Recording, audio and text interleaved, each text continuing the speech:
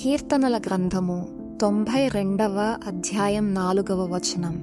యెహోవా, నీ కార్యము చేత నీవు నన్ను సంతోషపరచుచున్నావు. ప్రార్థన. మత్తయి సువార్త 6వ అధ్యాయం 9 నుంచి 13వ వచనం వరకు. పరలోకమందున్న మా తండ్రి, నీ నామము పరిశుద్ధపరచబడుగాక, నీ రాజ్యము వచ్చుగాక, నీ చిత్తము పరలోకమందు నెరవేరుచున్నట్లు భూమి అందును నెరవేరునుగాక. మా అనుదినాహారము నేడు మాకు దయచేయుము.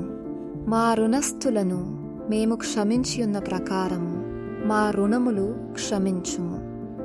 మమ్మును శోధనలోకి తేక దుష్టు నుండి మమ్మును తప్పించుము. రాజ్యము, బలము, మహిమయు నీవైయున్నవి. ఆమెన్. ఆశీర్వాదము.